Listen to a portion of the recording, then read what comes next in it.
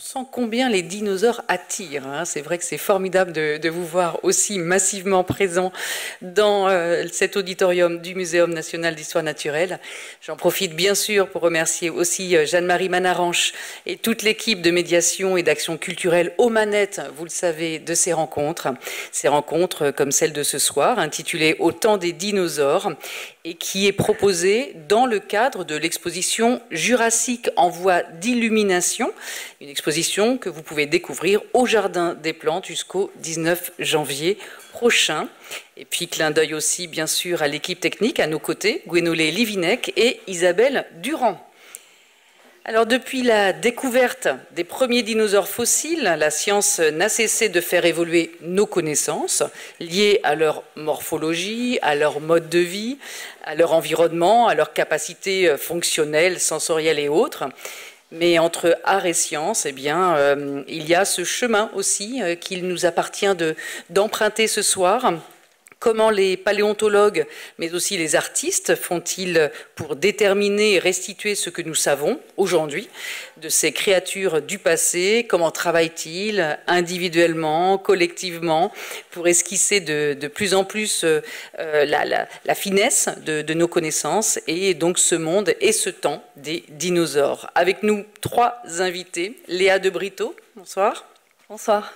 Vous êtes paléobotaniste au Muséum national d'histoire naturelle. Et je vous laisse peut-être vous présenter, c'est quoi une paléobotaniste? Oui, bonsoir, je m'appelle Léa de Brito et je suis paléobotaniste au Muséum d'histoire naturelle, ici, au CR2P, qui est le centre de recherche en paléontologie. Et donc ma spécialité, c'est la paléobotanique et c'est tout simplement l'étude des fossiles de plantes. Romain Pintor, vous êtes docteur en paléobiologie du Muséum national d'histoire naturelle et là vous pouvez également nous donner quelques précisions sur votre fonction, votre métier.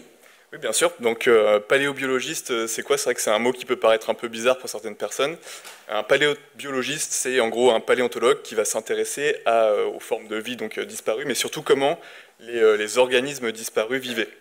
Voilà, donc moi ma spécialité, je suis un expert de jambes de dinosaures. Et moi, le but du jeu, en général, c'est de regarder leurs jambes et d'expliquer un petit peu comment ils pouvaient marcher, comment ils soutenaient leur propre poids, enfin voilà, comment fonctionne une jambe de dinosaure. En fait. Bipédie, quadripédie, etc., etc. C'est ça, en fonction de si on pèse 15 grammes ou 50 tonnes, ça se passe un peu différemment. Et donc se projeter, on va pénétrer plus avant dans toutes les technologies que Romain Pintor utilise bien sûr. Et à nos côtés également Anaïs Tondeur, bonsoir. Bonsoir. Vous êtes artiste multicarte, alors ça veut dire quoi? Alors, ça veut dire que finalement, j'ai développé des protocoles photographiques, parce qu'à la base, je fais un travail de l'image, mais aussi des protocoles olfactifs, présentés en général sous forme d'installation. Et ces projets vont naître de rencontres avec des milieux passés, présents, mais aussi des rencontres avec d'autres disciplines. Donc, depuis de longues années, je collabore avec des chercheurs, aussi bien en sciences sociales qu'en sciences dites de la Terre, dans le cadre de résidences dans des musées, mais aussi de longues résidences dans des laboratoires scientifiques. Et à chaque fois comme une façon de développer ensemble des expériences, des fictions, des expériences sensibles pour repenser notre relation aux autres du vivant, nous vivants parmi les autres du vivant. Et vous avez eu l'occasion de travailler sur les dinosaures, on va le découvrir avec quelques éléments d'une installation que vous aviez proposée à Neuchâtel, c'est ça, en 2003? En 2003, donc c'est une exposition qui s'appelait Platéosaures. Et qui était en fait initié par l'accueil au Muséum d'histoire naturelle de Neuchâtel d'un fossile de platéosaure trouvé, excavé à quelques dizaines de kilomètres de Neuchâtel. Alors nous avons commencé cette soirée en expliquant qu'il y avait une véritable fascination pour les dinosaures. C'est vrai que c'est un monde de fascination. Il suffit d'évoquer la vente aux enchères en novembre dernier, donc en France, d'un dinosaure à 4,7 millions d'euros, d'autres chiffres ont été donnés, mais ça a suscité de nombreux reportages et puis une belle couverture médiatique. J'ai envie de vous demander, est-ce que c'est justement cette fascination pour les dinosaures qui vous a poussé à faire de ce temps des dinosaures le cadre de vos métiers?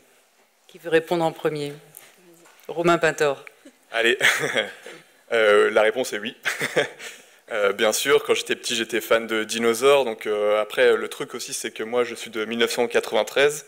J'ai pas trop honte de le dire encore, j'ai 31 ans, donc c'est le même âge que Jurassic Park. Donc forcément, moi je suis né dans un monde où Jurassic Park existait, où il y a une vraie dinomania. Donc ça a forcément imbibé d'une part ou d'autre. Est-ce que c'était directement les films, les produits dérivés? En tout cas, ma bibliothèque de petits garçons était remplie de livres scientifiques sur les dinosaures. Et donc c'est vraiment à partir de là que ça s'est développé de mon côté. Et ensuite, comment on devient paléobiologiste? Et bien ensuite, donc il faut être sûr. Et ensuite, pour vraiment répondre littéralement, il faut un parcours scientifique. Donc moi, j'ai pas forcément un parcours scientifique de lycée, d'ailleurs. C'est vrai que j'ai pas forcément eu un baccalauréat scientifique. Mais du coup, c'était un peu dur à l'université derrière. Mais par contre, il faut faire une licence soit de géologie, soit de biologie. Parce qu'en fait, la paléontologie, c'est un peu à mi-chemin. On utilise certes des organismes vivants, mais les traces qui nous en restent sont dans les roches, donc il faut comprendre aussi ces deux aspects. Et derrière, un master en paléontologie. Voilà, à partir de là, déjà, on peut faire beaucoup de choses. Et je fais partie des gens qui ont eu la chance de pouvoir faire un doctorat aussi pour compléter mon parcours. On vous voit hein, déjà derrière patouiller dans vous nous direz quoi? L'argile peut-être, non, c'est ça? C'est de l'argile, c'est ça. C'était où? Vous pouvez prendre le micro main si c'est plus simple. Ouais. Oui. On m'entend bien comme ça, oui, ok, d'accord.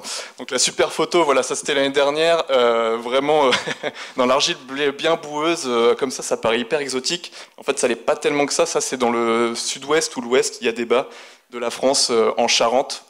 Donc là, on est vraiment au milieu des vignes charentaises. Et là-bas, on trouve plein de dinosaures qui sont du début du Crétacé. Donc des dinosaures, mais aussi plein d'autres organismes, des reptiles, on aura l'occasion d'en reparler, et même énormément de plantes. Surtout un gisement de plantes d'ailleurs en Jacques. Les plantes, ça vous parle, hein, Léa de Brito. Alors dites-nous justement, vous, votre fascination, elle venait d'où? Je dirais pas forcément des dinosaures, du coup, contrairement à Romain. J'ai vu tardivement Jurassic Park. Moi, c'était vraiment la fascination de l'histoire de la vie passée, qu'est-ce qui a fait qu'on est arrivé ici, comment se sont construits nos environnements, nos écosystèmes. Et je me suis dirigée naturellement vers une voie scientifique. Voilà. Et après, je me suis retrouvée dans la même promotion de master que Romain. On a fait tous les deux ensemble notre master en paléontologie. Et après, j'ai eu cette opportunité de me spécialiser sur les plantes, donc moi plutôt du Mésozoïque. Et ça, c'est la période des dinosaures, entre guillemets, et moi c'est vrai que c'est un peu un sorte de phare autour duquel nous on tourne pour reconstituer leur écosystème, et ça nous permet toujours de ramener ça voilà, dans quel environnement vivaient les dinosaures, mais moi je m'intéresse vraiment aux plantes et des disciplines complémentaires. On voit une photo derrière vous, alors même punition hein, par rapport à Romain Pintor. C'était à Angeac aussi. Ah oui, le même lieu. Hein. Oui, c'est le même site. Ouais. Et du coup, comme il disait, à Angeac, on retrouve énormément de plantes, mais la paléobotanique, c'est un peu moins à la mode. Et donc, pour l'instant, pas de gros résultats publiés sur les plantes d'Angeac, à part il y a 2 ans. Du coup, on a trouvé un grand tronc de conifères sur ce site qui avait fait pas mal la une des journaux. Voilà, mais les résultats scientifiques sont en attente de publication. Bon. Anaïs Tondeur, alors on a compris hein, qu'il y avait une Neuchâtel pour vous par rapport aux dinosaures. Oui, et c'est vrai que les dinosaures, au fond, je les ai rencontrés par une passion plutôt pour les sols, pour la géologie, passion qui a été aiguisée par mon père qui lui-même est géologue. Et donc finalement, j'ai commencé à tourner très jeune mon attention vers les sols, vers la terre et finalement vers les temps profonds. Et je crois que c'est au fond ces temps profonds qui me fascinent, comme une possibilité de reconsidérer via ces temps les alliances profondes entre les humains, les plantes, les minéraux. Et en pensant ce temps long, c'est finalement réintégrer nos existences humaines dans une histoire beaucoup plus longue, dans un temps beaucoup plus long, c'est-à-dire l'histoire du vivant. Alors ce temps plus long, effectivement, je pense qu'il est important, et Romain et Léa, de nous en donner la mesure, parce que vous êtes, vous, au quotidien, dans un temps démesuré, qui n'est pas forcément le nôtre, justement, ou que l'on perçoit, que l'on a en tête. La notion du temps long, les évolutions, dites-nous peut-être quelles sont vos aires de prédiction, mais vous avez peut-être mobilisé une frise pour qu'on s'y retrouve, et que l'on perçoive véritablement sur quel temps vous travaillez et l'un et l'autre. Oui, ben, moi personnellement, du coup, je suis spécialisée sur la période du Mésozoïque et encore plus précisément, et encore plus précisément sur le Crétacé. Donc c'est ce que vous voyez en vert. Et donc le Crétacé, c'est daté approximativement de 145 à 66 millions d'années. Donc c'est un temps beaucoup plus long que par exemple ce qu'on peut étudier en archéologie. Nous, en paléontologie, on parle de millions d'années, voilà. Romain ? Oui, c'est vrai que tout à l'heure, on a fait une petite erreur. En tout cas, pour ma part, je vous ai dit Crétacé, je vous ai même pas dit à quoi ça correspondait exactement. Donc voilà, vous avez la réponse ici. Anjac est daté de 140 millions d'années à peu près, le début du bloc vert. Et pour ma part, comme j'étudie les dinosaures, donc ouais, cette frise en plus, elle est très biaisée, dinosaures. Je m'intéresse à peu près à l'intégralité de cette frise, en fait. Donc en tout cas, tout ce qu'il y a de contenu entre le 237 millions d'années là-bas, donc c'est vraiment les premiers dinosaures qui sont datés de cette époque du Trias. Et ensuite, on va aller jusqu'aux 66 millions d'années. Là, on voit mon doigt qui pointe ici, là où il y a une météorite qui va ratatiner notre pauvre dinosaure. Donc ça, c'est vraiment l'extinction des dinosaures telle qu'on la connaît. Et en réalité, mes travaux, ils intègrent également la petite partie qui est après, en jaune, puisque les dinosaures n'ont pas tous disparu. On en a encore maintenant, et donc je les étudie également. Cette frise, c'est aussi l'occasion de vous montrer qu'en fait, on a donc l'époque où la météorite tombe, c'est également l'époque où le T-Rex vivait. Je pars du principe que c'est le dinosaure le plus connu, et c'est pour ça que je prends cet exemple. On voit que du coup, il y a quand même moins de temps qui nous sépare du T-Rex qu'il n'y a de temps entre le T-Rex et les premiers dinosaures finalement. Donc ça, c'est quelque chose qui nous aide un petit peu à relativiser. Et donc la diversité de ce vivant que l'on place sous l'appellation de dinosaure prend toute cette place, c'est-à-dire l'ensemble de la frise, hein, c'est ça ? Oui, c'est ça. Voilà, les dinosaures apparaissent il y a 237 millions d'années, donc c'est pas les premiers reptiles, hein, bien sûr, il y en avait d'autres. Ensuite, on a les gros dinosaures tels qu'on les imagine qui disparaissent à la fin du Crétacé il y a 66 millions d'années. Et on a quand même un tout petit groupe de dinosaures qui survit à cette crise, qui est représenté par plus de 10 000 espèces à l'heure actuelle, puisque les oiseaux sont des dinosaures. Donc voilà. On parlera des dinosaures d'aujourd'hui, vous en faites pas, hein, il a commencé à évoquer ça, mais c'est prévu en avançant justement dans la rencontre. Peut-être d'emblée les idées reçues à combattre, parce que là, sur ces représentations, il y a beaucoup de choses qui ont pu figer les imaginaires, et qu'est-ce que la science nous en dit aujourd'hui ? Léa de Brito ? Au niveau des plantes, ce qui peut être intéressant de préciser, c'est que moi j'étudie principalement donc, les plantes fossiles du Crétacé, la période en vert. Et en fait, au tout début du Crétacé, on va avoir le groupe des plantes à fleurs qui apparaît. Et avant ça, il n'y avait pas de plantes à fleurs. Donc ça, souvent, c'est un sujet intéressant à aborder. Et du coup, on peut se demander qu'est-ce qu'il y avait avant ça, de quoi était constitué l'écosystème de ces dinosaures, à quoi ressemblaient les forêts. Et donc, finalement, on avait énormément d'espèces de conifères. Et ces plantes à fleurs, elles arrivent plutôt assez tard dans l'histoire de la vie. Et voilà, mais on avait plutôt des fougères, et des représentants qu'on a toujours aujourd'hui. Donc, par exemple, des araucariacées. Vous connaissez sans doute l'araucaria qu'on retrouve encore aujourd'hui. Voilà. Des mousses. Des mousses, voilà. Des ginkgos. Le ginkgo, il est assez emblématique puisque à cette époque-là, c'était un groupe qui était très diversifié. Et aujourd'hui, il n'y a plus qu'une espèce, le ginkgo biloba, que vous voyez souvent, qui est maintenant ornemental dans nos jardins. Et moi, c'est à ce groupe-là que je m'intéresse, c'est la diversité de ces conifères à cette époque, puisque c'était la majorité des plantes qui constituaient ces écosystèmes. Et qu'est-ce qui s'est passé entre le moment où ces conifères arrivent, ces conifères évoluent et on a les plantes à fleurs qui arrivent. Et aujourd'hui, ce qu'on peut voir, c'est qu'il y a plus qu'environ 900 espèces de conifères contre 350 000 espèces de plantes à fleurs. Donc là, il y a un vrai sujet intéressant.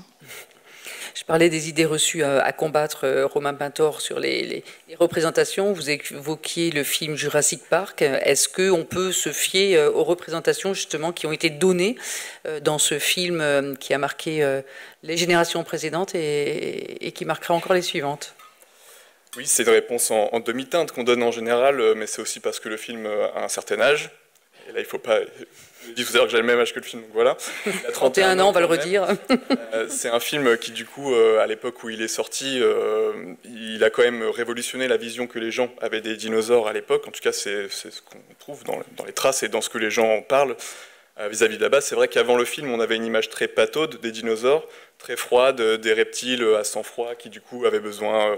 comme les crocodiles, de s'exposer au soleil, de ne pas faire des mouvements trop lents. Les dinosaures plus lourds devaient rester dans l'eau pour alléger leur corps, etc. Ça, c'est des images qui peuvent persister encore maintenant, mais qui sont quand même beaucoup moins présentes, je pense, en grande partie, grâce à ce film, qui a vraiment contribué à faire passer ce message chez les plus jeunes. C'est vrai que, à mon avis... quand le film est sorti, en tout cas de mon vague souvenir, les enfants de mon âge étaient beaucoup plus au courant que les parents, que les oiseaux étaient des dinosaures justement, et ça, le film a grandement contribué à véhiculer cette image.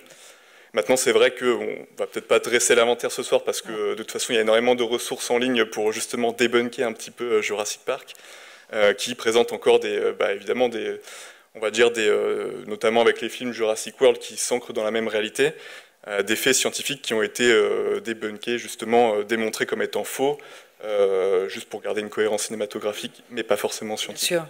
Anaïs Tondeur, quand on travaille sur le côté artistique, tel que vous le faites, on se pose la question justement des représentations et de ce que l'on peut utiliser, en tout cas mettre en scène ou donner à voir, sans être en porte-à-faux avec les connaissances de la science.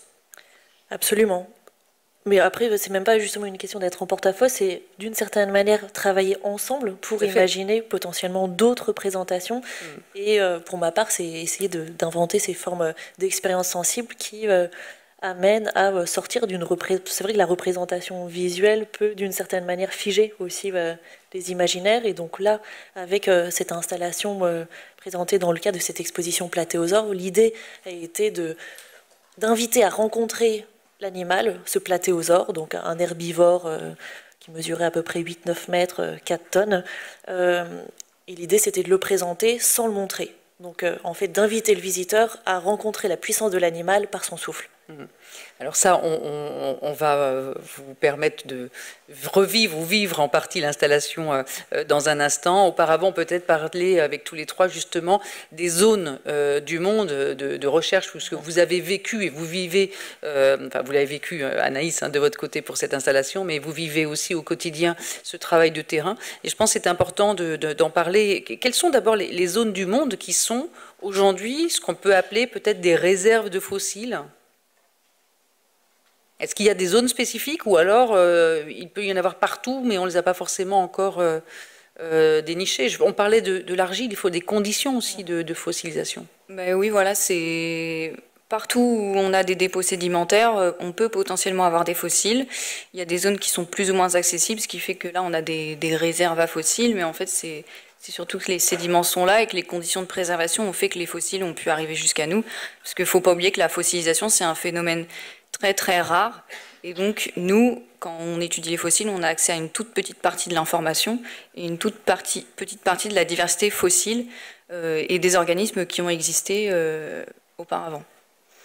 Donc, on a beaucoup de gisements en France. Vas-y, je ne sais pas si tu veux rajouter. Romain Pintor, allez-y. Bien sûr, en fait... En France, ils sont où précisément, à part Angeac, dont on a parlé? Angeac, il y a beaucoup de gisements en Normandie, dans le sud de la France aussi, dans le Narbonnais.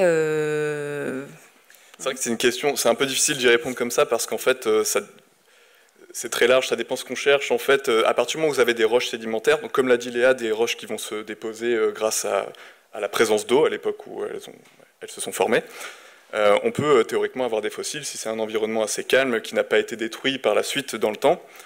Et donc à partir de là, ça dépend ce que vous cherchez. Donc si vous cherchez des animaux marins par exemple, vous allez viser un certain type de roche à une époque où il y avait la mer à cet endroit. Mais si vous visez, forcément je vais reprendre mon exemple des dinosaures, vous allez viser quelque chose d'un peu plus précis parce que c'est des animaux qui sont uniquement continentaux.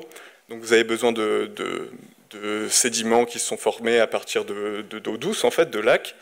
Et donc on réduit un petit peu cet intervalle. Et donc vous allez viser des roches qui sont datées que du Mésozoïque, comme je vous ai montré tout à l'heure, avec cette composition-là, et qui n'ont pas été détruites par le temps. Donc on vise aussi des zones qui ont été géologiquement plus ou moins stables dans les temps géologiques. Donc ça dépend vraiment.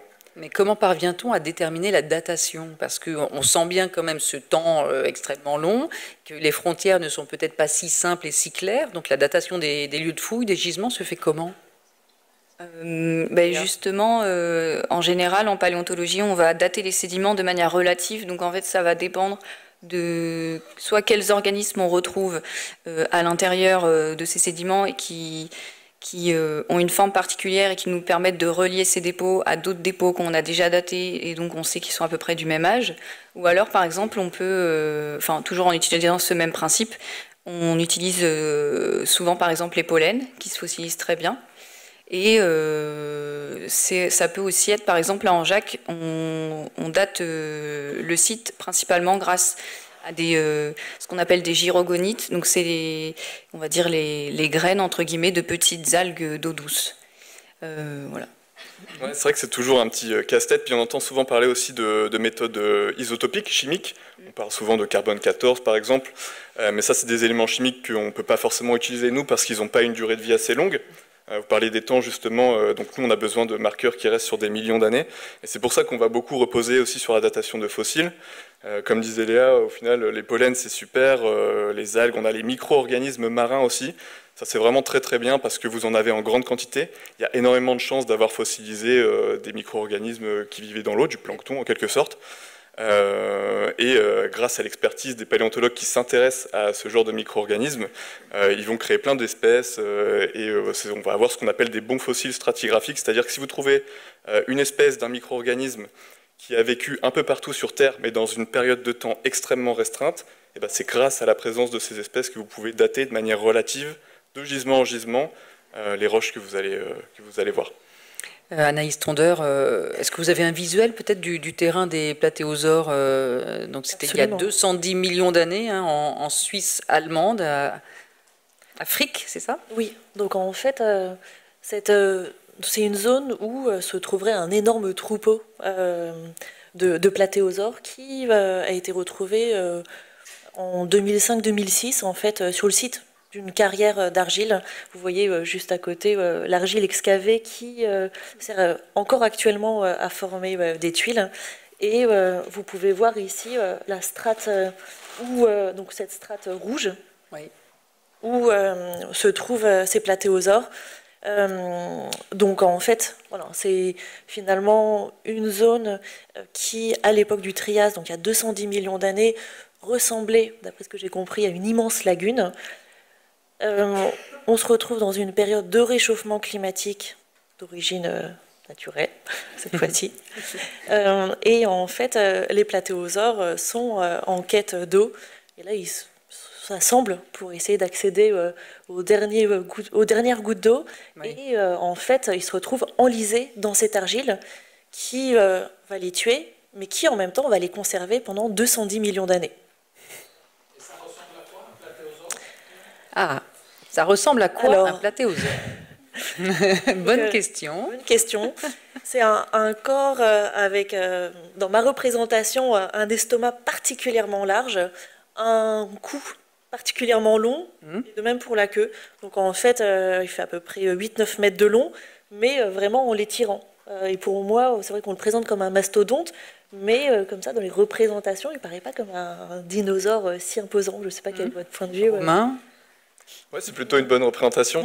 Je pense qu'on parle de mastodonte parce que c'est vrai qu'à son époque, au milieu du Trias ou le haut du Trias, donc sur ces temps géologiques, entre 230 et 200 millions d'années, les dinosaures n'étaient pas encore devenus des énormes géants. Et donc effectivement, Platéosaure, c'était quand même sur les maximums de taille qui étaient connus pour ce groupe, en tout cas de reptiles à l'époque. Donc effectivement, on était quand même sur des gros dinosaures. Et c'est surtout que c'est un peu les premiers représentants de la famille des sauropodes. Et ça, c'est peut-être un nom que vous connaissez. C'est la famille dont fait partie les brachiosaures, les diplodocus.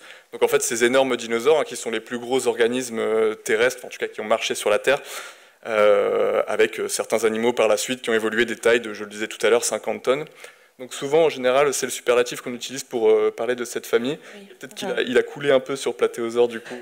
Il était quand même un gros dinosaure de son époque. Oui, et en fait, il a de longues pattes arrière et toutes petites pattes avant, d'après ce que j'ai compris, pour pouvoir plus facilement grimper et accéder aux végétaux, aux feuilles dont il se nourrissait. Parce que cet animal était herbivore, mais il pouvait manger des charognes. Et là, on parle de troupeaux, alors? C'est ça? C'est quoi le terme? Puisqu'ils étaient quand même nombreux dans ce site. Alors, je ne connais pas les conditions de formation de ce site, mais c'est vrai qu'en général, le mot troupeau, c'est pas du tout de votre faute, mais on ne sait pas trop comment l'utiliser. Et on essaie de faire une distinction entre un groupement de dinosaures, enfin d'animaux en tout cas, qui ont vécu ensemble dans un temps contemporain au sein d'un même troupeau, oui, avec une structure. Et on essaie de le distinguer de gisements qui ont accumulé d'année en année des restes d'animaux qui venaient par habitude au même endroit. Et donc là, je pense que c'est plutôt ce deuxième scénario qui était ici le cas pour les platéosaures. C'est le cas pour d'autres gros attroupements de dinosaures qu'on connaît au Canada, la Dinosaur Park Formation avec les cératopsiens, les dinosaures avec des collerettes et des cornes sur la tête. Et justement, sur le gisement d'Angeac-Charente, c'est le premier scénario qui est le plus favorisé, où on avait un troupeau de dinosaures, des dinosaures autruches, donc pareil, des dinosaures à deux pattes avec un cou plutôt long, qui sont dans une famille différente mais assez proche de celle de nos platéosaures, qui était, pour l'instant, on est rendu à un nombre de plus de 70 individus qui ont potentiellement vécu dans le même troupeau au même moment et qui se seraient enlisés dans un gros marécage, quoi. Et donc pour ça, il faut évidemment des évidences géologiques, géochimiques, beaucoup d'éléments qui nous permettent de dire que ces animaux sont morts au même moment. Donc c'est un petit peu différent. Voilà. C'est intéressant parce que du coup vous dites qu'il nous faut beaucoup d'eux, c'est-à-dire ce sont des métiers différents et c'est un collectif qui se constitue sur le terrain. Expliquez-nous peut-être comment vous menez ces travaux à partir de ce monde fossile, à la fois sur les lieux de fouille et puis après en laboratoire aussi. Qui veut commencer? Oui, en fait nous on est un peu en tant que chercheurs et chercheuses, on arrive un peu en fin de ligne, on va dire, dans le processus d'étude de ces fossiles, puisqu'on va sur le terrain pour fouiller, pour potentiellement identifier quel fossile est intéressant sur le terrain, mais derrière, le fossile, il n'arrive pas tout beau, tout propre sur notre bureau. Et en fait, il y a tout un tas de métiers qui sont reliés à ça et qui servent à ce que la paléontologie puisse exister. Notamment, on a les préparateurs et les préparatrices, dont on a une équipe au muséum ici, et qui vont faire tout ce travail de nettoyage, de préparation de fossiles. Et en fait, on peut passer des mois sur un seul fossile. Vous pouvez prendre le micro parce que des visuels s'affichent sur grand écran. Voilà. Et là, c'est sur le site d'Angeac-Charente. On fouille dans l'argile et vous pouvez voir que les fossiles n'ont pas l'air très propres. Et donc, faut les prélever et ensuite, il faut les conditionner, les emballer, les emmener jusqu'au musée. En l'occurrence, c'est au musée d'Angoulême qu'ils sont amenés. Et donc, derrière, il faut pouvoir coller les morceaux qui ont été cassés quand on va prélever les fossiles. Il faut, par exemple, dans le cas des plantes à Angeac, ce qui se passe, c'est que les fossiles sont très chargés en pyrite, qui est un minéral très instable, et dès que le fossile va sécher, il va exploser. Donc en fait, les plantes à Angeac sont difficilement conservables après avoir été extraites des argiles. Et donc, par exemple, en ce moment, on est en train de faire plein d'expériences pour essayer de trouver comment on peut les stabiliser et faire qu'elles perdurent dans le temps. Parce que quand on amène des nouveaux fossiles dans des collections, en fait, les fossiles d'Angeac, ils sont trésors nationaux par la suite. Et donc, ça veut dire que dans 100-150 ans, il faudrait que les chercheurs du futur puissent aussi les étudier. Mais si les fossiles se détruisent, dans 100-150 ans, ils ne seront plus accessibles.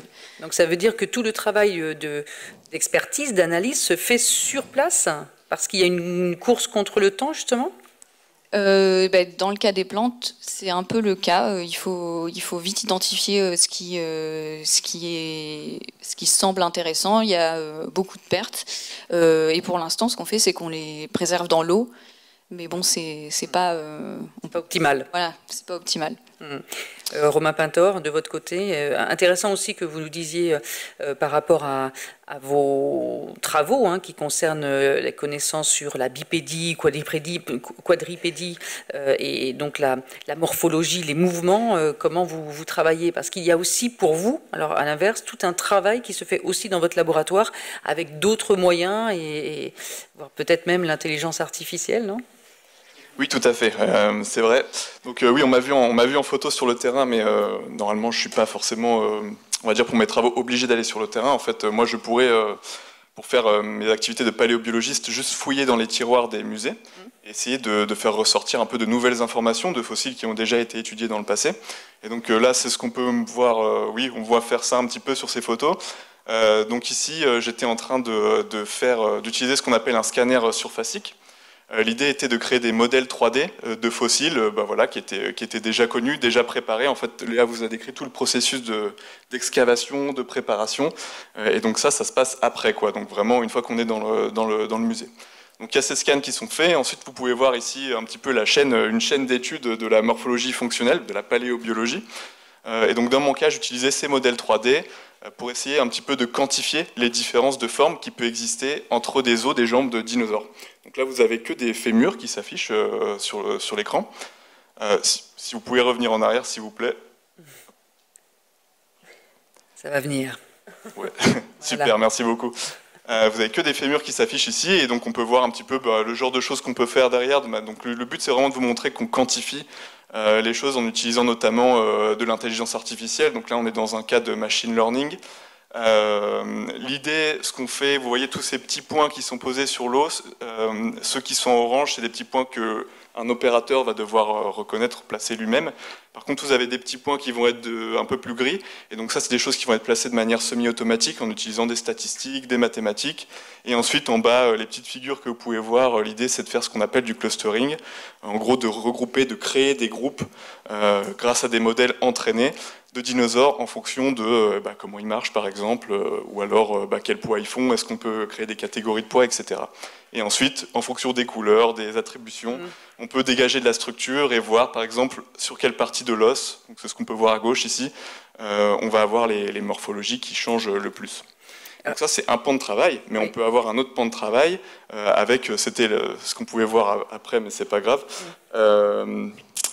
en regardant un petit peu comment les muscles auraient pu s'attacher sur ces os, en fait, chez les dinosaures à l'époque. Et donc c'est là où c'est important d'étudier notamment les oiseaux. On peut regarder un petit peu comment sont attachés les muscles chez les oiseaux, puisque ce sont des dinosaures également, et regarder un petit peu quels sont les changements de ces structures, dans mon cas sur le fémur, et faire des inférences ensuite sur comment ces dinosaures marchaient. Oui, de la même façon que vous, Léa de Brito, vous travaillez aussi avec certaines espèces peut-être de fleurs qui se rapprochent de celles de ces aires reculées, et pour essayer de mieux comprendre les choses. Oui, souvent c'est ce qu'on fait, c'est qu'on utilise le principe d'actualisme et du coup on va comparer certaines espèces fossiles avec ce qu'on a aujourd'hui, et on essaye de voir s'il y a des morphologies qui se rapprochent, à quoi sert telle structure dans l'actuel pour inférer sur le fossile si on retrouve le même type de cellules. C'est ce qu'on fait souvent, et moi j'utilise beaucoup la tomographie à rayon X. Donc en fait c'est comme quand vous allez faire un scanner ou une IRM. On fait un peu ça aussi pour les fossiles maintenant. Depuis quelques années, ça se fait de plus en plus, et ça nous permet d'accéder à l'intérieur des fossiles sans avoir à les détruire. Ce qui est beaucoup le cas en paléobotanique. Si on veut accéder à l'information au niveau cellulaire, on est obligé de faire des coupes dans les fossiles, et donc forcément ça détruit une partie. Et donc ici vous avez par exemple un cône de conifères à gauche qu'on trouve à Angeac-Charente, et on a pu le scanner à Bruxelles ici en l'occurrence, et à droite vous avez le résultat. Donc je l'ai modélisé en trois dimensions, et je peux accéder à l'information plus en détail et par la suite, ce cône va être décrit comme une nouvelle espèce de conifère fossile. D'accord. Il est temps, Anaïs Tondeur, de vivre peut-être ceci est un souffle, c'est-à-dire de comprendre comment vous, de votre côté, en tant qu'artiste, vous avez fait en sorte de nous restituer le souffle d'un dinosaure, ce qui n'est quand même pas rien hein, comme défi. Peut-être que vous pouvez nous parler d'abord du projet, de l'installation et ensuite du processus de création. Oui, tout à fait. Donc, en effet, pour ce projet, l'idée était de partir sur la piste d'un souffle, c'était l'expire et l'inspire d'un platéosaure, et pour cela d'essayer de retrouver l'odeur de son haleine. Donc ça a impliqué beaucoup de fiction, de la spéculation, et en même temps un travail de terrain. Donc j'ai passé un certain temps avec les équipes du Muséum d'histoire naturelle de Neuchâtel et le paléontologue Ben Plast, qui, Afrique, excavait le corps de l'animal qui est actuellement présenté au muséum. Donc un travail d'observation sur le terrain, la découverte de fossiles de plantes aussi. Alors c'était principalement des fleurs, des plantes sans fleurs, donc des fougères, des prêles, des cycadées, des pins. Et ce qui m'a intéressé, c'est d'essayer de retrouver ces plantes, ou en tout cas les plantes qui ont, de ces espèces qui ont évolué jusqu'à nos jours. À peu près, donc je suis allée les cueillir à peu près aux mêmes latitudes en fait que là où le platéosaure évoluait il y a 210 millions d'années. J'ai cueilli un certain nombre de ces plantes et je les ai enfleurées. Donc ça veut dire que je les ai placées dans un corps gras. Donc il doit y avoir quelques photos de ces macérats. Et j'ai laissé ces plantes dans ces corps gras pendant plusieurs mois à la lumière du soleil. Et petit à petit, une odeur de ces plantes s'est révélée. Et ensuite, j'ai apporté ces différents macérats à un nez, une designer olfactive, Carole Calvez, qui a pu identifier une odeur spécifique, la molécule en fait spécifique pour chacune de ces plantes. Donc, ça veut dire que vous étiez posé la question aussi de la macération, de la digestion de ces platéosaures. Oui, alors ça, c'est arrivé en deuxième temps. Donc l'idée, c'était de composer une sorte de palette, des notes olfactives avec lesquelles travailler, avec lesquelles composer. Ensuite, cette spéculation olfactive, où là, la question a été d'essayer de comprendre quel était le système digestif de l'animal, sachant qu'on a relativement peu d'informations. On sait a priori qu'il avait une mâchoire qui ne lui permettait pas de mastiquer, donc il avalait les plantes. Et après, c'était des gastrolites, donc des sortes de pierres qui venaient broyer, qu'il avalait, j'imagine. Et ces pierres venaient broyer en fait cette matière végétale, et ensuite ce sont des micro-organismes qui venaient d'une certaine manière participer à la décomposition de cette matière. Donc l'idée dans cette composition olfactive était aussi d'introduire cette dimension de décomposition à l'intérieur du système digestif. Là on entend le souffle, hein. On entend le souffle, donc justement, peut-être que je peux vous décrire l'expérience de l'installation, où en fait le visiteur était entraîné dans un espace obscur, avec une première zone qui servait principalement d'une certaine manière, on a travaillé à partir de contre-odeurs, donc c'est pour éveiller, dire au cerveau qu'il y a quelque chose à sentir. On s'en rend pas obligatoirement compte, mais en fait, on a placé cette odeur d'argile, une odeur de terre, qui était en effet peu perceptible, mais c'est pour vraiment travailler sur cette expérience olfactive où éveiller les capteurs. Et l'imaginaire. Et l'imaginaire. Le sensoriel et l'imaginaire. Exactement. Et donc là, on rentrait dans cet espace où on se retrouvait face au souffle du platéosaure. Donc à chaque... il y avait l'expire et l'inspire, et donc à chaque expire, le souffle était matérialisé dans l'espace par une légère brume, donc légèrement humide et moite, que l'on voit à l'écran, et qui était chargée de l'effluve de la laine du platéosaure. Et je vous ai ramené quelques gouttes de cette composition. Eh bien, allons-y, faisons l'expérience, justement. On va faire ce travail justement de mise en place des essences olfactives.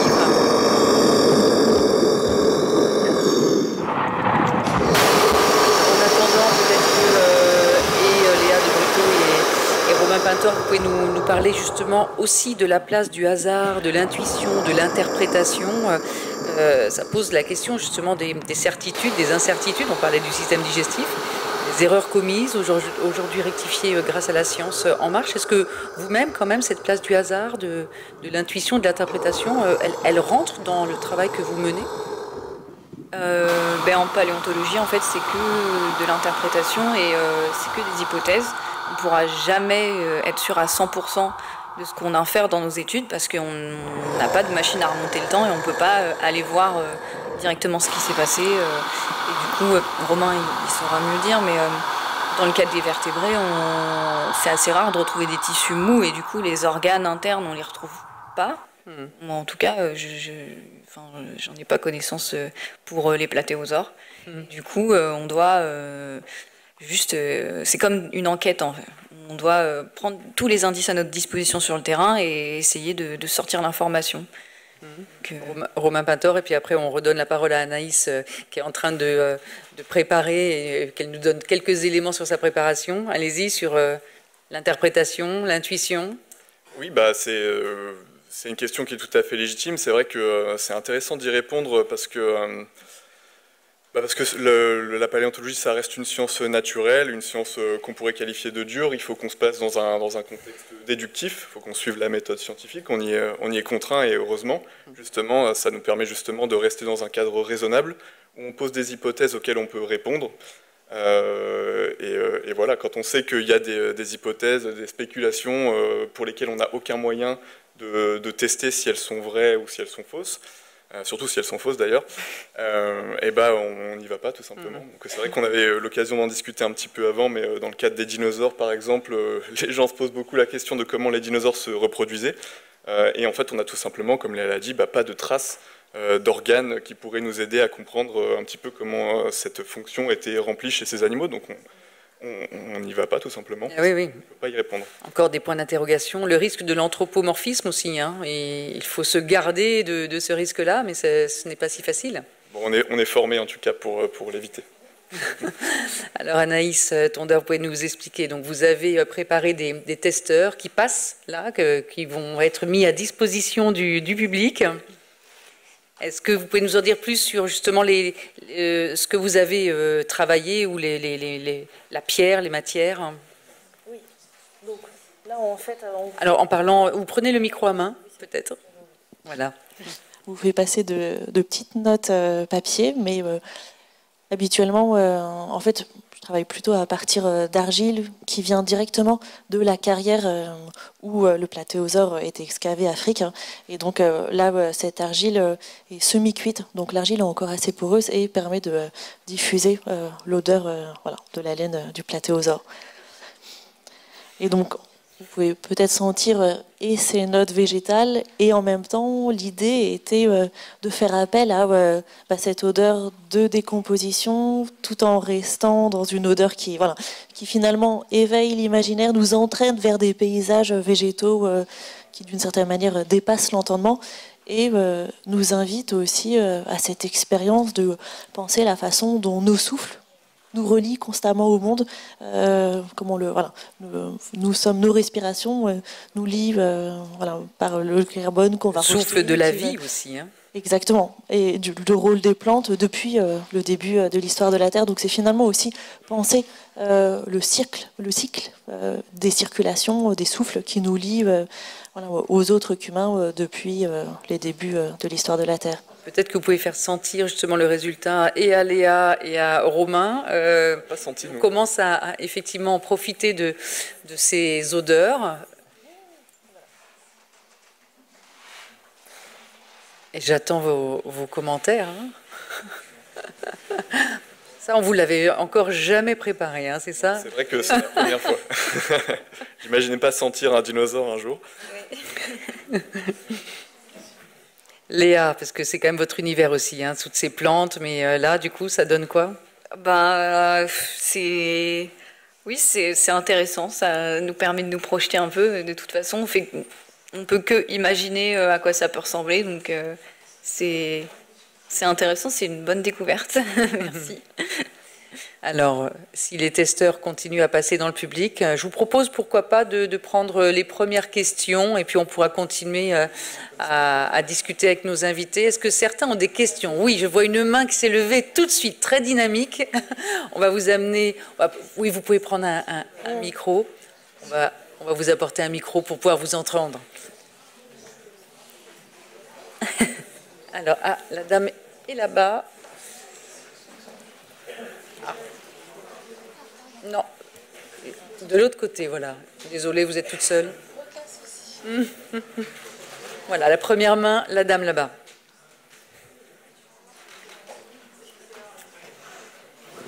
Oui, moi, c'est par rapport à Angeac. Depuis combien de temps vous cherchez? Combien de temps par an? Et j'aurais bien aimé avoir le nom des dinosaures que vous avez trouvés. Voilà. Nous aussi. Alors, qui veut répondre? Léa de Brito? On fouille à Angeac depuis 2010 et on fouille environ 1 mois par an, parce que sur 1 mois, même maintenant, on fait 3 semaines depuis quelques années. Donc, tout simplement parce que sur 3 semaines, 1 mois, on trouve tellement de fossiles qu'il nous faut 1 an derrière pour les préparer. Et voilà, en fait, ça ferait pas sens de fouiller plus longtemps, parce qu'on serait amené à perdre de l'information, on n'aurait pas le temps de préparer tous les fossiles. Et je laisse Romain répondre pour les espèces de dinosaures. Il saura mieux dire que moi. Je disais nous aussi parce qu'en fait, le gisement d'Angeac, il est entièrement constitué de nouvelles espèces de dinosaures. Donc elles font partie de grands groupes qu'on connaît déjà bien. Il y a notamment un grand sauropode, donc j'en parlais tout à l'heure, les dinosaures avec un long cou qui était très très lourd. C'est un des plus gros du monde, si ce n'est le plus gros d'Europe en tout cas. On a cet ornithomimosaure, le dinosaure autruche dont je vous parlais tout à l'heure. Et en fait, il y a des dizaines d'espèces de dinosaures, il y en a plein d'autres. Là, je vous parle des plus notables, mais on a aussi potentiellement, même c'est sûr, un stégosaure, donc ces animaux avec des pics sur le dos et au bout de la queue aussi. C'est le petit nouveau, mais un ankylosaure également. Donc ça, c'est les animaux qui sont cuirassés avec une massue au bout de la queue cette fois-ci. Et voilà, d'autres petits dinosaures qui sont plus ou moins proches des oiseaux, donc type petit vélociraptor par exemple, pour parler d'exemples qui parlent aux gens. Voilà, mais entièrement constitué de nouvelles espèces, et ça c'est en grande partie dû au fait que le début du Crétacé, fin du Jurassique, début du Crétacé, ce sont des environnements qui sont assez peu connus. Voilà, ils sont très lacunaires. Parce qu'à l'époque-là, bon, je ne vais peut-être pas faire tous les détails, mais en gros, il y a une grande régression, une grande transgression des océans qui ont érodé en fait la plupart des gisements qu'on pouvait avoir. Donc il y a moins de gisements à cette période que pour d'autres milieux mieux documentés. C'est pour ça qu'on a en grande partie que des nouvelles espèces. Alors, autre question ou réaction aussi par rapport à ces odeurs, hein, quand même, n'hésitez pas, parce que là, vous avez ce privilège aussi de découvrir le souffle d'un platéotosaure, ce qui n'est quand même pas rien. Oui, c'est une question pour Romain. Je voudrais savoir, les oiseaux, ils sont descendants de quel type de dinosaures et pour quelles raisons sont-ils restés petits, ces oiseaux si vraiment leurs ancêtres étaient grands? Bon, qu'est-ce qui explique qu'on trouve que des oiseaux petits aujourd'hui? C'est une grande question. On n'a pas encore la réponse, je préfère vous le dire tout de suite. C'est en débat, en tout cas c'est encore beaucoup débattu dans la communauté scientifique. En tout cas, ce qu'il y a de sûr, c'est que les oiseaux, ils font partie de la famille des dinosaures qui s'appelle les théropodes. Et donc les théropodes, c'est la même famille que le T-Rex par exemple. Donc en gros, c'est tous ces animaux principalement carnivores qui marchaient exclusivement sur 2 pattes. Vélociraptor, T-Rex, Allosaure, Carnotaure, tous ces dinosaures-là sont des théropodes. Et les oiseaux donc descendent d'une famille très apicale dans cet arbre, très proche. On va dire le dinosaure le plus connu, le plus proche des oiseaux, ça va être le Vélociraptor. Ils ne font pas exactement partie du même embranchement, mais c'est très très proche. Après, pourquoi ils sont restés petits? La question de la miniaturisation chez les oiseaux, elle est très débattue. Est-ce que ça s'est fait d'un coup? Est-ce que ça s'est fait par étapes? Quel est le mécanisme qui a maintenu une si petite taille? En fait, est-ce qu'ils sont vraiment restés si petits que ça? Quand on regarde les fossiles de dinosaures d'après la crise du Crétacé, donc après la météorite, on va dire simplement, on a quand même des dinosaures qui sont repartis un peu vers des tendances au gigantisme. Voilà, leur morphologie, en gros, les empêchait pas de rester, les empêchait pas de devenir géants, tout en restant assez athlétiques, donc assez rapides. Donc on peut avoir des dinosaures qui pouvaient peser 300 à 500 kilos, tout en restant sur deux pattes aussi. Donc pourquoi, à l'heure actuelle, on n'a plus que principalement des tout petits oiseaux? Ça reste débattu. C'est une question relative aussi, parce qu'en fait, je pense que les autruches et les émeus, c'est quand même des dinosaures qui peuvent être, des oiseaux qui peuvent être de taille assez impressionnante, ça peut peser jusqu'à 100 kilos. J'ai déjà porté une autruche, c'est une histoire bizarre ça, mais du coup c'est plus lourd que ce qu'on pense. Donc ouais, voilà. C'est une question scientifique sur laquelle on travaille, notamment dans l'équipe avec laquelle j'ai fait mon doctorat. Alors justement, est-ce que vos travaux ont permis de corriger certaines erreurs, par exemple? Non, moi j'ai pas vraiment réfuté, je vous avoue, d'hypothèses dans mes travaux. J'ai plutôt, je pense, ajouté un petit peu aux connaissances qu'on avait sur certains dinosaures. On essaie souvent de percer des questions mystérieuses et pas forcément à démontrer des choses démontrer que des choses qui ont été établies avant étaient fausses. C'était pas la dynamique de notre équipe dans ce cas-là. Donc non, moi j'ai plutôt, dans mes travaux, été capable de percer en gros le mode locomotion de certains dinosaures, notamment de dinosaures du Trias, donc vraiment la première période des dinosaures, la période rose pendant laquelle le platéosaure vivait justement. Et ça c'est une époque qui est assez intéressante à étudier parce que on avait un peu cette image des premiers dinosaures qui vivaient dans l'ombre des reptiles de l'époque, par exemple, donc ils n'étaient pas très diversifiés, il n'y avait que des petits dinosaures qui pouvaient tous faire un peu la même chose, et c'était grâce à ça qu'ils avaient passé cette grosse crise Trias-Jurassique. Et ça, c'est vrai que plus on avance, plus il y a des gens qui étudient cette question, plus on se rend compte que, en fait, il y avait déjà une bonne diversité à cette époque. Elle a explosé par la suite, bien sûr, mais je pense que c'est le plus proche que j'ai été de ce truc de démontrer que quelque chose peut-être était faux avant. Mais... Anaïs Tondeur, vous vouliez ajouter quelque chose, non? Vous étiez fascinée par ce que disait Romain Pintor, en parlant des platéosaures, bien sûr. Autre question, allez, les mains se lèvent, oui, au centre, monsieur, et ensuite, mademoiselle, vous avez déjà le micro, allez-y. Ouais, je me demandais, c'est quoi en quelle mesure, en fait, vous collaborez avec des illustrateurs scientifiques, par exemple, lors de la découverte d'une nouvelle espèce, comment se passe le processus de reconstitution de ce à quoi pouvait ressembler l'animal, et quelle est la part de spéculation, sachant que les restes sont souvent incomplets? Léa de Brito. Oui, en fait, tout le temps, on travaille tout le temps avec des artistes, et c'est grâce à eux et elles qu'on peut donner de la vie à nos hypothèses, on va dire. C'est comme ça que je l'expliquerai, moi. Mais c'est un des métiers, on va dire, très très reliés au métier de chercheur en paléontologie. Anaïs, vous voulez réagir? J'aurais peut-être plutôt une question, de savoir si vous avez aussi une pratique de dessin, en tout cas sur le terrain. Est-ce que les modes d'observation Oui, c'est vrai que souvent on fait des petits schémas quand on travaille, ou sur le terrain, on fait des plans, on dessine, on schématise un peu nos idées. Après, je pense que ça dépend aussi du talent de chacun. Moi, j'ai pas spécialement de talent en dessin, donc je vais pas plus loin, mais il y a des paléontologues qui sont aussi dessinateurs et dessinatrices, et du coup, ouais, ils font eux-mêmes leurs dessins. Alors, je vois, donc il y avait un monsieur qui avait levé la main, mais il y a un jeune homme qui a le micro. Il va vous le passer juste après, je pense, c'est promis. Allez-y, jeune homme. Est-ce que, par exemple, quand vous avez... Parfois, il me semble que sur le terrain, il y a parfois les fossiles qui se cassent, comme il me semble, il y a eu dans le sud de la France un Chucarosaurus, un Titanosaurus qui s'est... Il me semble que le fémur s'est cassé. Et est-ce que ça vous pose beaucoup de problèmes ou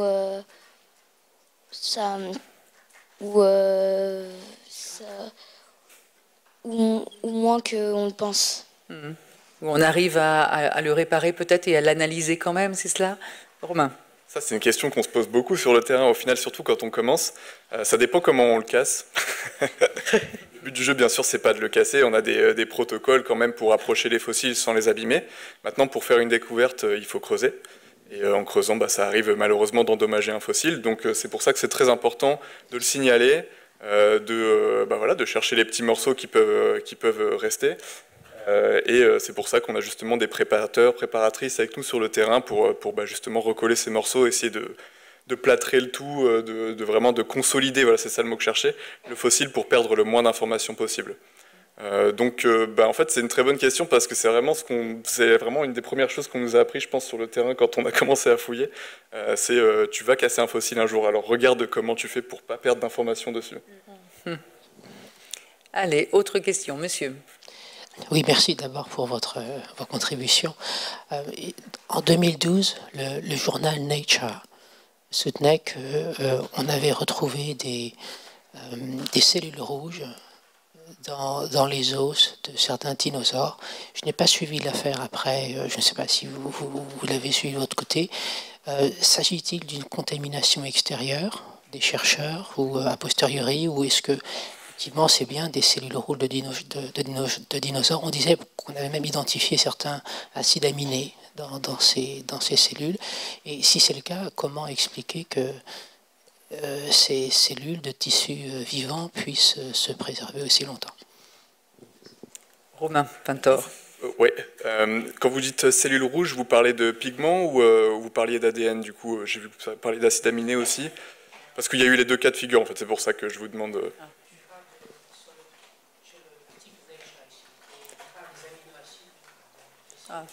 Des aminés acides. Ok. 2012. Ok, d'accord.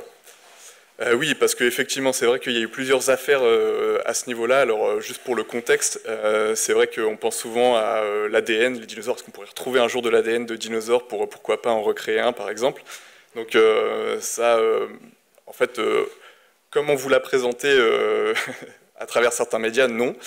Parce que l'ADN ne se préserve pas assez longtemps, tout simplement. Le plus vieux morceau d'ADN retrouvé, je crois qu'il est à un tout petit peu plus d'1 million d'années, et il n'est pas du tout viable pour recréer, par exemple, un animal à partir de celui-ci.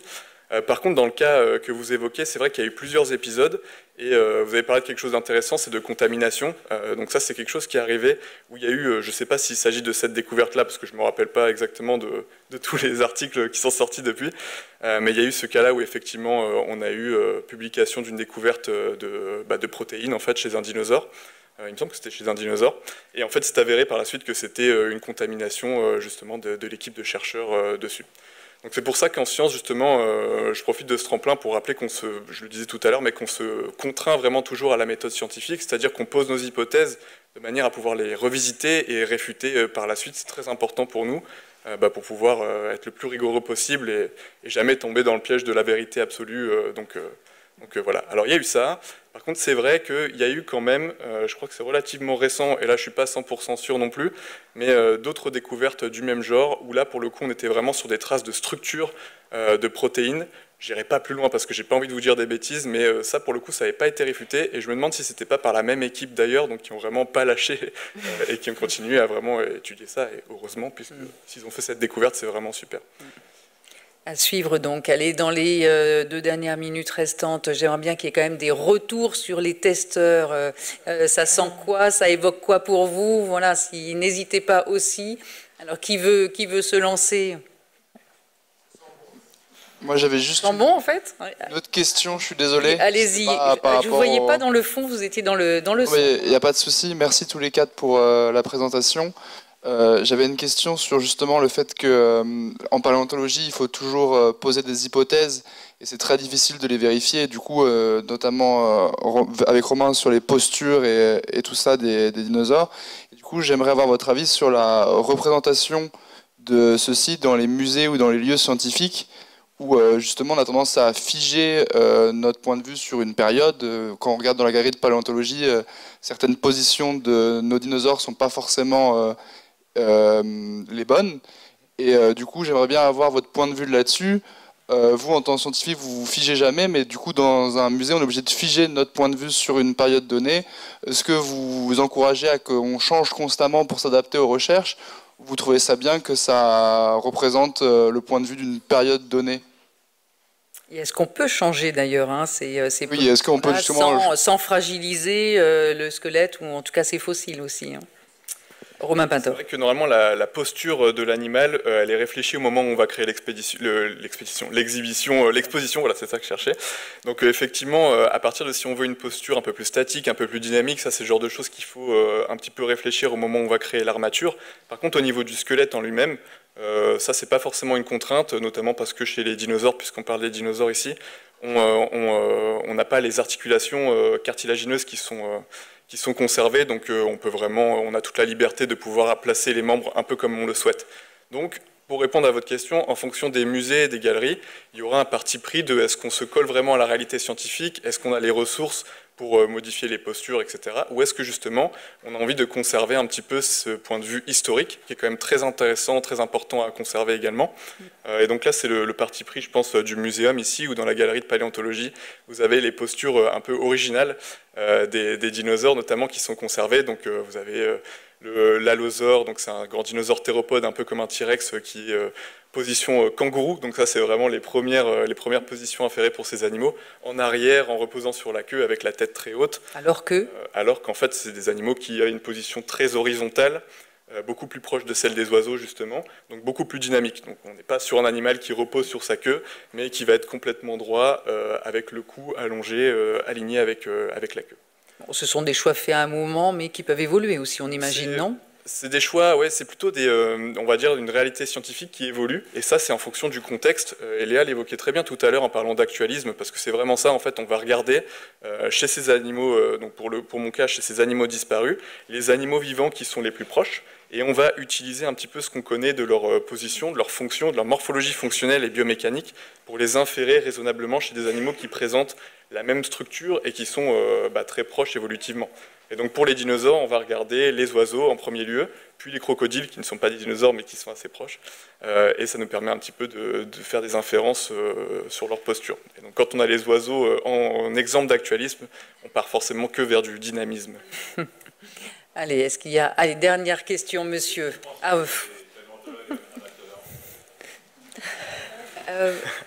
Sans eux, on ne serait pas là. Oui, voilà, sans eux, oui. La question, c'était, parce que vous n'avez pas le micro, qu'est-ce que vous pensez des paléontologues amateurs ? En